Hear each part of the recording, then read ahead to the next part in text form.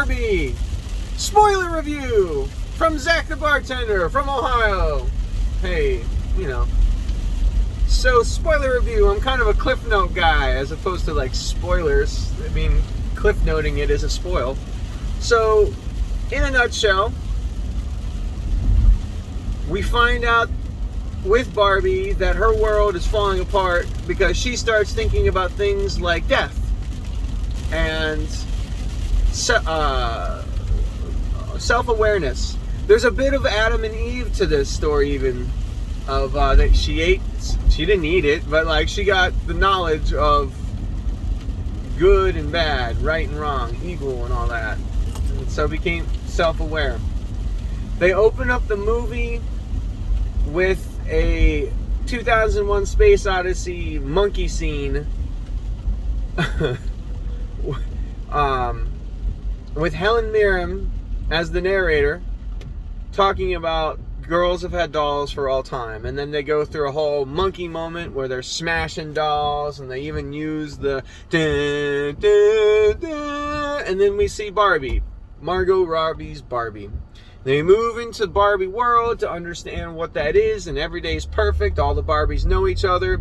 The first, after that opening was a little bit, it was well done, but it was a straight referential rip on the other movie in a different way, which is fine, and it was well done, but it was fine. That's pretty much how I feel. And they move into Barbie world, and for those, say, like 10 minutes that they're in Barbie world for the first perfect day, it's kind of just annoying. I hate to say it. Hi Barbie, hi Barbie, hi Barbie, hi Barbie, hi Barbie, hi Barbie, hi Barbie, hi Barbie, hi Barbie, hi Barbie. And I'm like, I get it. This is Barbie land. All these girls are Barbie. Barbie can be anyone. Okay, I get it. Can we move on? Can we move forward to the story a little bit? Oof. I'm not trying to hate. It grinded on me. Repetition at high levels sometimes doesn't do it for me. The joke starts to dwindle. I appreciated all the different kinds of Barbies that they showed. I thought that part was cool. President Barbie, Nobel Peace Prize winning Barbie, Dr. Barbie, it's hilarious. All the different things. Because that's all, and they think that because of their representation in Barbie world and how great everything is, that in the real world they've made an impact. Obviously they're wrong. And at the end of her first perfect day that we experienced with Barbie, she's partying out, and then she says, I'm thinking about death. And then all of a sudden we have this silent moment. Everybody's like, oh my gosh, she's thinking about the real world. And then she's like, I can't stop dancing until I die. I forget how she said it. And then move on. We get to see the relationship between her and Ken, who, Ken, I heard that Ryan Gosling was a scene stealer. And I would say that he did what he was supposed to do. And I found his version of a male mostly annoying. I know that was the part. I know that was the draw. I know that Ken was supposed to be kind of like a self-absorbed, whatever. Like that's what he was, a bro. He was very much a bro. And he couldn't find himself, and that was the most redeeming part about that character, is the song at the end and the final acceptance of him not being able to realize that he is not anybody or whatever. He's just Ken. Anyways, move forward through the story, that first perfect day after that thought of death, into the second day, and the second day immediately starts off like the girl had a little bit of a hangover almost from the first night in. The wake-ups and the waves have all changed. Her perception of reality is already shifting. Her toast is burnt unlike it was before. Her milk is spoiled unlike it was before. Oh, everything's imaginary, which is hilarious. She drinks nothing. And then she drinks expired nothing, and it's funny. She goes to the beach. She loses her little peaked foot that she walks around with all the time. That's like her first step into reality, is getting flat feet, apparently. And then cellulose. Apparently getting cellulose when you're Barbie is a big, oh my god, no, moment.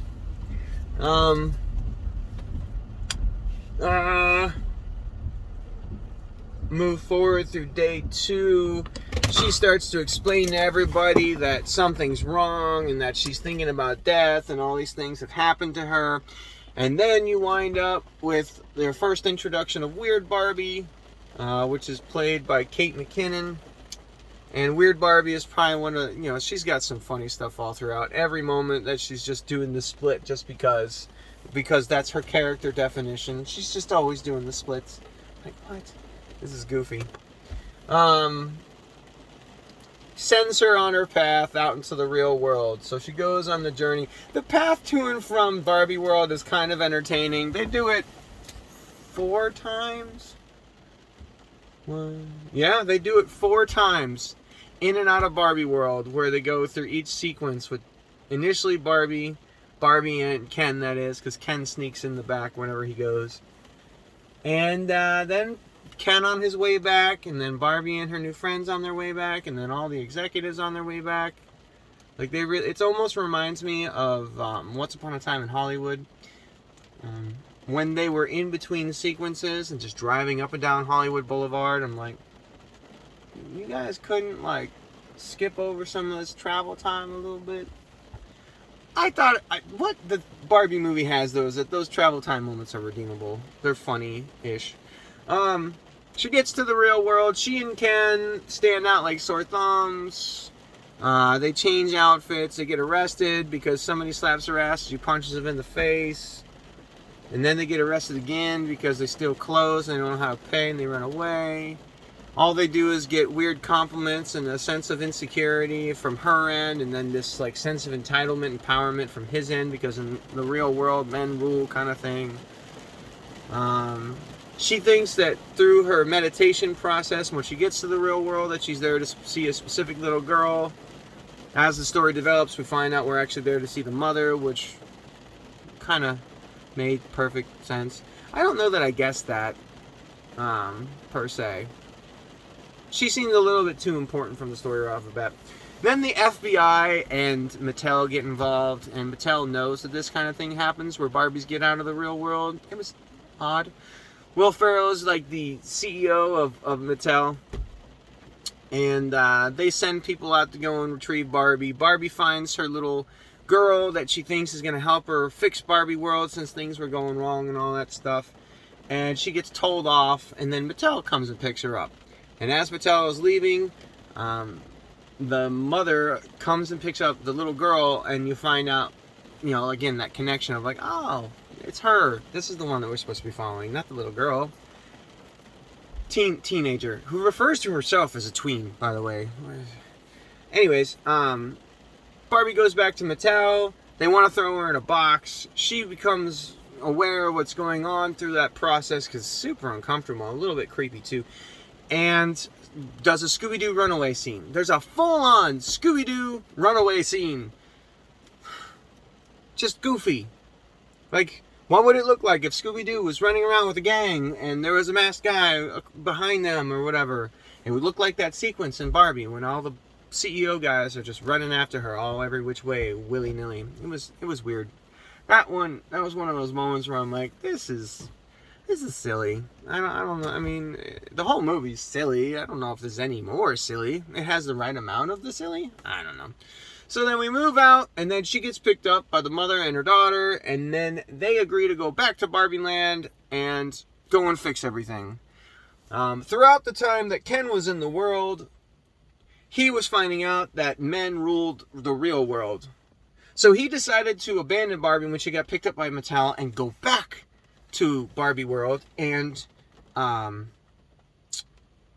patriarchy it. his version of men running everything. And somehow they brainwash all the Barbies into basically being subservient beer getters and steak cutters and foot rubbers, like Gaston in Beauty and the Beast. There, that's exactly the kind of woman that all of them turn into, is what he expects. He guy modes Barbie's castle, which was silly. Horses are very important throughout this because he doesn't understand why horses are important. And Barbie basically falls apart because she's seeing all of her friends be brainwashed. And she just gives up. So as she gives up, the mother and the daughter are going to go back to the real world. And as they do, Alan is popping out in the car as a recurring joke that they use, because that's the way that Ken popped out on the way to the real world. They do a car flip, and then they have to fight all these guys that are building a wall vertically. And Alan is a tertiary character played by Michael Cera that's primarily just there to point out the awkwardness that is, and be this one-off, short-lived character, Alan, which I guess was probably a real Barbie character. And he goes out and he fights all these construction guys that are building a wall that's literally just vertical, not horizontal at all. And in that moment, the mother and daughter decide to go back to Barbie World and fix everything. So they go to Barbie World. Barbie gets picked up by Weird Barbie. And then we have everybody meet at Weird Barbie's house real quick and start to formulate the plan. As the plan moves forward, we get all the Barbies to disillusion themselves from their disillusionment, because they're strong, powerful individuals. And they use tricks, like what I would contend are real world tricks that girls really use on guys. Not all of them, but where they're like, have them show you how to play a sport. Ask them about The Godfather and have them start it off from the beginning. Like, this is the kind of nonsense that I feel that I have seen in movies or whatever. Maybe the real world to a degree, where girls are really playing guys with these silly tricks. I'm sure that I've been caught in some of those at some point. I must say, I feel like when I explain things, it's because people don't understand whatever the hell it is I'm talking about. That's a little different, I guess.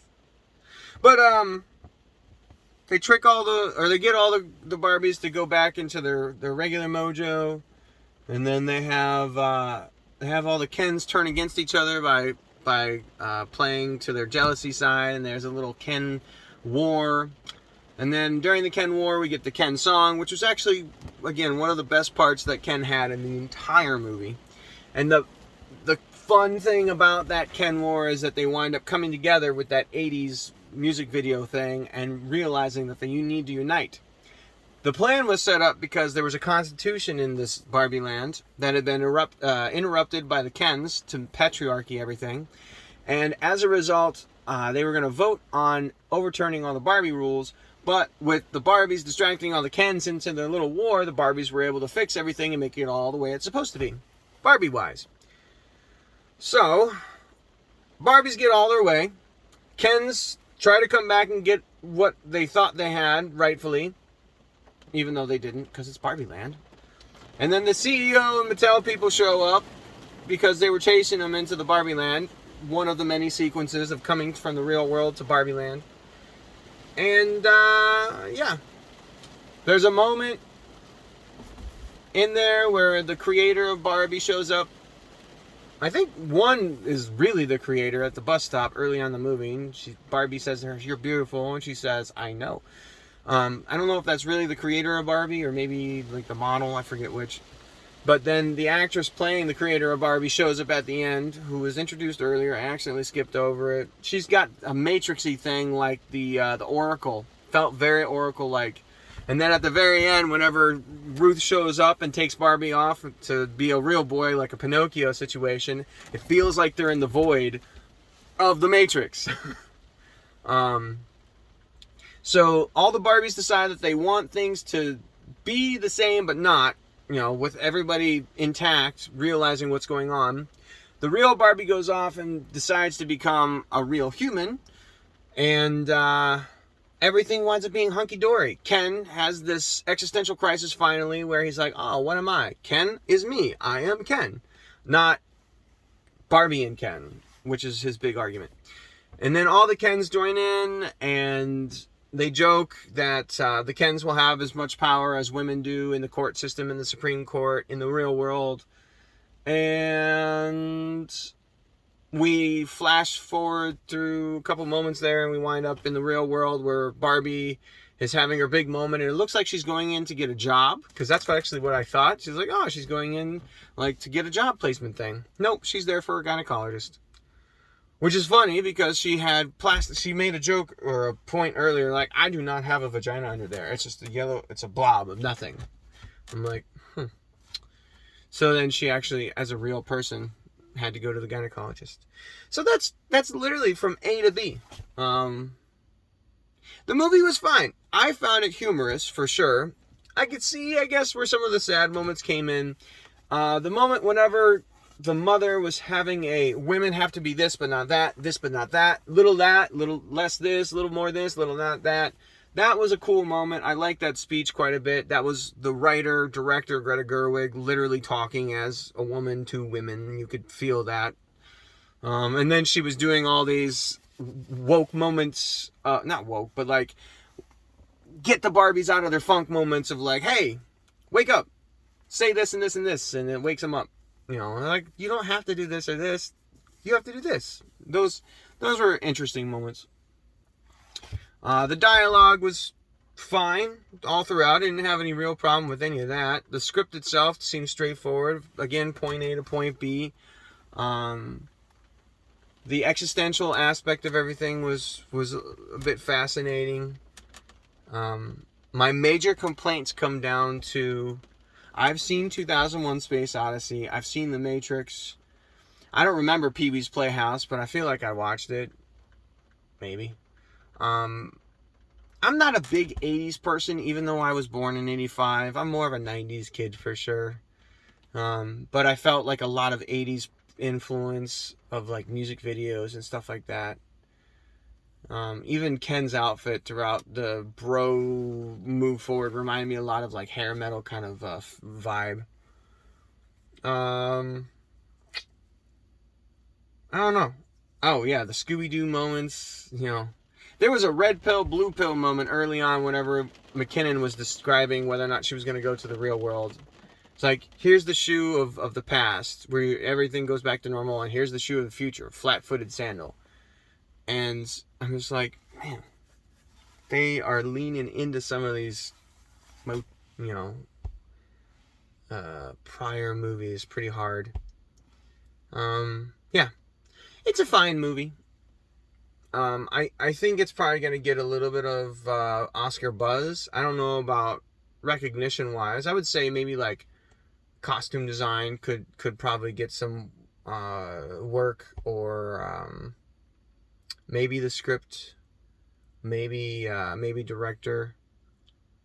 I don't know about acting. The acting was all good, but was it Oscar-worthy? That's going to be a tough one to sell. Maybe original song could make it in there. I could see that. As long as I didn't watch Mario yet, I will. And I love Jack Black, but as long as Peaches doesn't get nominated for a best song, man. Peaches, peaches, peaches, peaches, peaches, peaches. That's silly. Even for me. And yeah. So there's the whole movie, spoiled. You were warned at the beginning. I'm going to stick with my 5.5 to 6 out of 10. I'd say give it a watch so you understand what people are talking about, so to speak. But I think you'd be fine if you skipped it overall, too. I don't think it's this defining thing. It's making tons of money at the box office, which is great. Any movie that brings people back to theaters, to me, is a good thing. For any reason. Theaters need bodies. And I'm a big movie theater advocate. I don't think people should be cooped up in their houses. I'm not saying that theaters is the way. I think people should be out doing communal things with each other. Like, hey, let's have a block party. Let's have that Barbie party at the beginning. But like, you know, with the people that I live around. Like, that's the way I think people should be communing. Maybe not party, but like, something fun to do together. And movies are a branch of that. It creates that group think, that group community setting. Anyways, love to know what you think. Leave your thoughts and comments down below. Like, subscribe, share, because it's a YouTube video. I'm supposed to say those things or whatever. And yeah, Zach the Bartender signing out. Don't have a good day. Have a great one.